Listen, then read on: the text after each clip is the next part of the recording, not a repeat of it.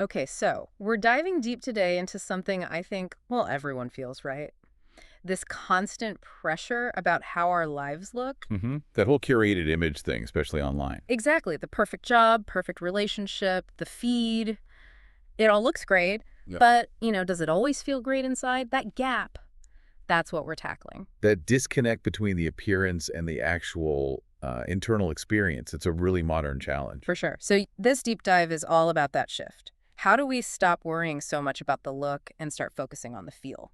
And we've got some fantastic source material for this. We're looking at Chapter 33 from Brianna Wiest's book, 101 Essays That Will Change the Way You Think.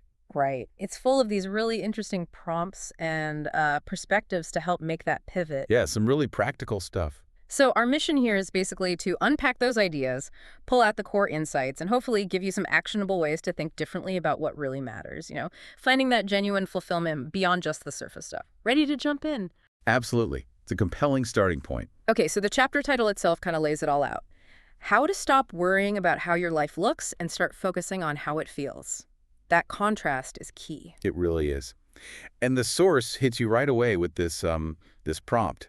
It asks you to actually count the times you felt genuinely, lastingly happy after getting something you thought you desperately wanted. It's like that big promotion or more money or getting into a specific relationship. Exactly, those things. The things we chase because we think they are the ticket to happiness. It really challenges that core belief, doesn't it? That if I just achieve this external thing, then boom, permanent happiness unlocked. Right, because you get the thing, maybe the job or the apartment, and yeah, there's a buzz, a definite spike. For a bit, yeah. But then, Mm. well, life goes on, as the source points out. Things change, new problems pop up. Mm-hmm. And the insight is that often, even though your circumstances are different, the sort of ratio of good stuff to bad stuff in your life, it kind of stays the same. So getting that external thing didn't magically fix the underlying balance of life's ups and downs. Precisely.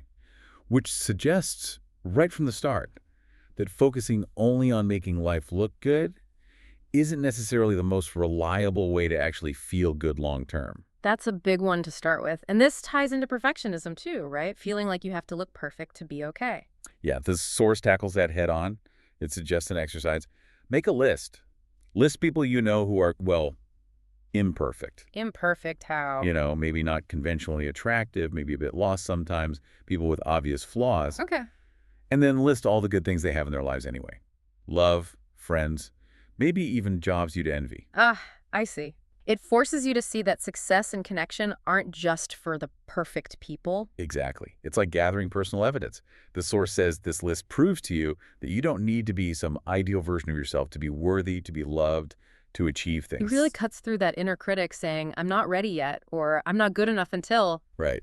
It shifts the focus from striving for that perfect look to just being human, flaws and all. Okay, so moving on, the source offers some really interesting hypothetical questions to dig deeper. Tools for self-discovery, almost. Yeah, these are designed to get past the surface answers. First one. Imagine social media just vanished. Poof. Nobody would know what you were doing. What would you do tonight, this Saturday?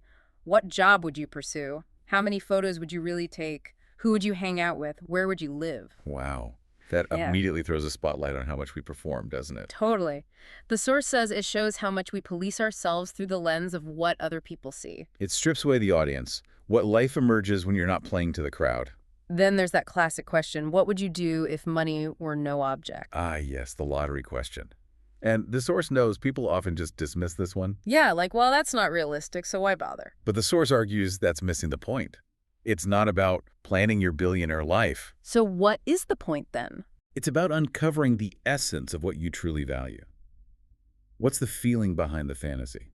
Okay, so if my fantasy involves, like, traveling constantly, the essence might be freedom or exploration. If it's quiet reading, maybe it's peace or learning. Exactly. Or building things might point to accomplishment or creativity. Understanding those core values is key to understanding yourself.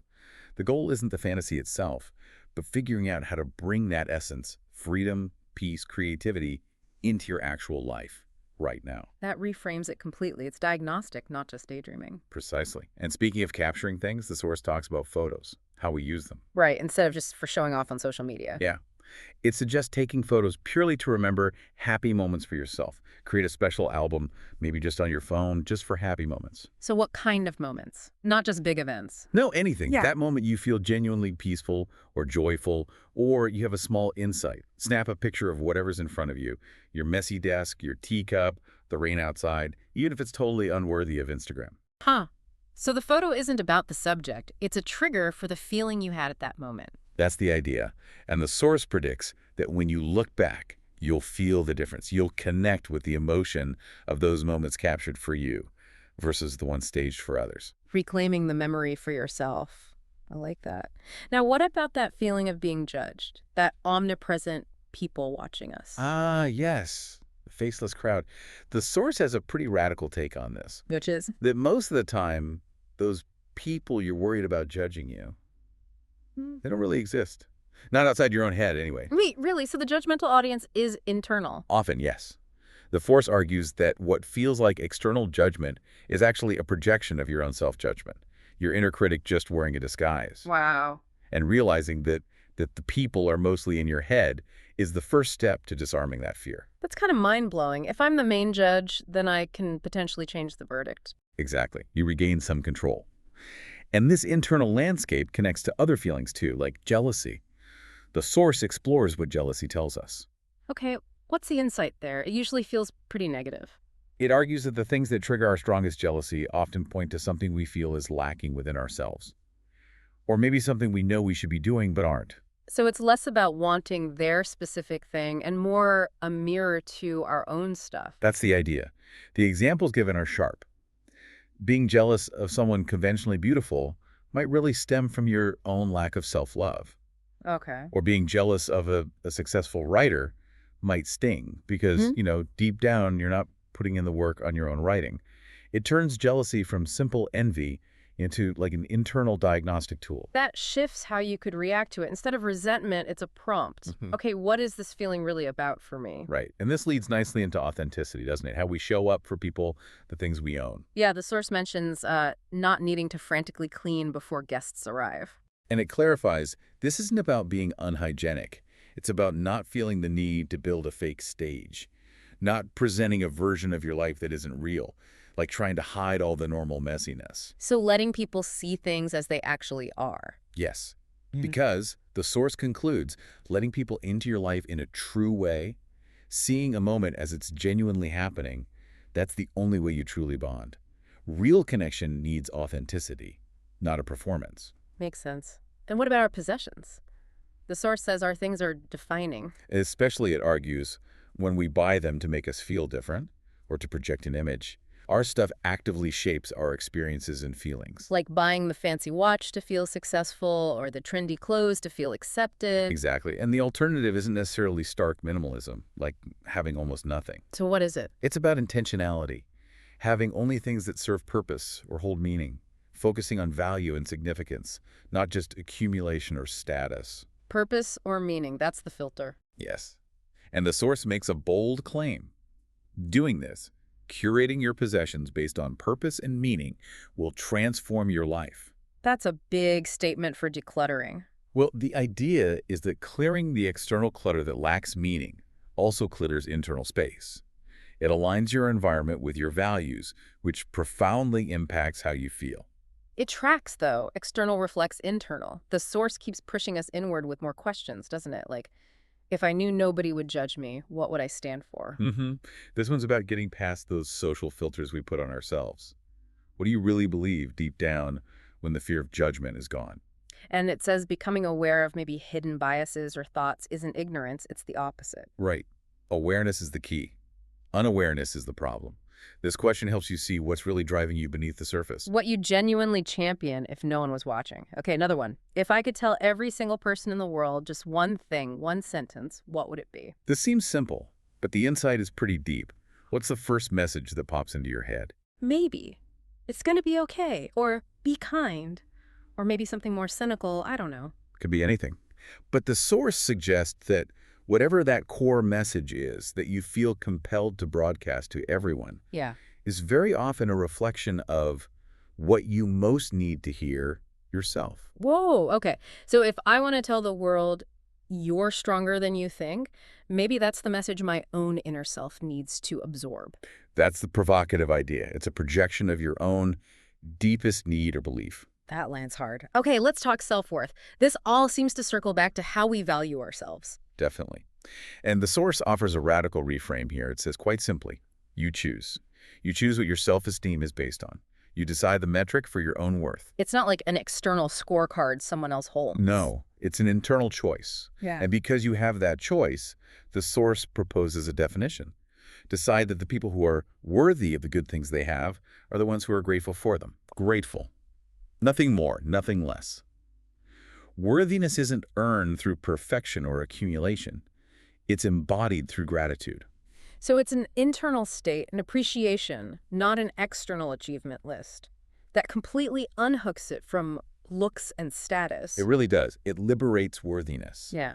And building on that when it comes to feeling accomplished. Yeah, that pressure to look successful. The source reminds us we're not only defined by our biggest struggle or how perfect we are or how we stack up against others. It brings in that Oprah quote. You can have everything, just not at the same time. Classic. Right. But the twist here is that the source says we should be grateful for that. Grateful we can't have it all at once. Why? Because it means you can fully appreciate what's right in front of you now while still having something meaningful to work towards. It avoids that trap of needing everything to be perfect simultaneously to feel okay. It allows for both presence and progress. Okay. Now, there's one more perspective shift here that feels significant. The idea that all things are for the best. Yes, this one can be challenging, but it connects directly to the looks versus feels theme.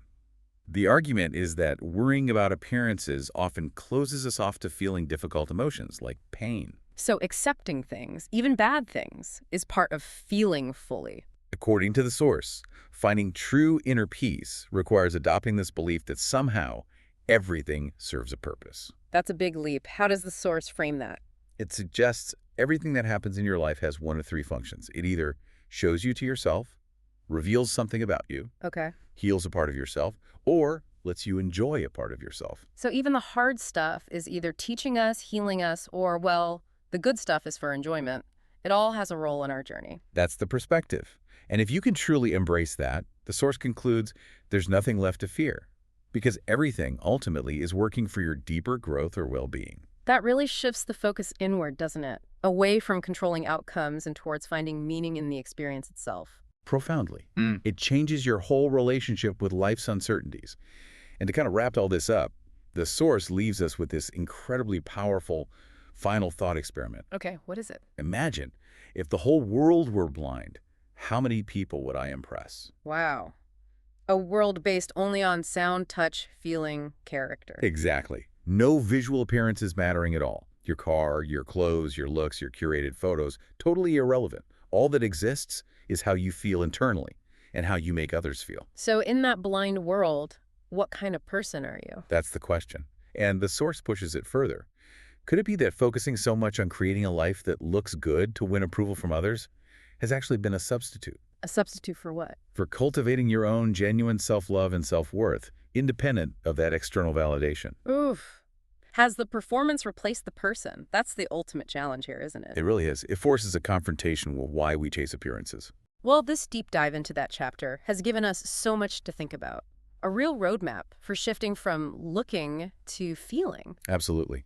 We've touched on questioning achievements versus happiness, tackling perfectionism, using hypotheticals for self-discovery, reframing memories, seeing judgment differently, understanding jealousy, embracing authenticity. Redefining worth through gratitude, finding purpose even in difficulty. It's a lot. It is, but the core message running through it all is this powerful call to look beneath the surface. To find value in the internal experience, in genuine connection, in living by our true values, not just chasing what looks good to others. It's fundamentally about turning inward to find richness and fulfillment. A really profound challenge. And maybe, just as a final thought to leave you with, something to mull over.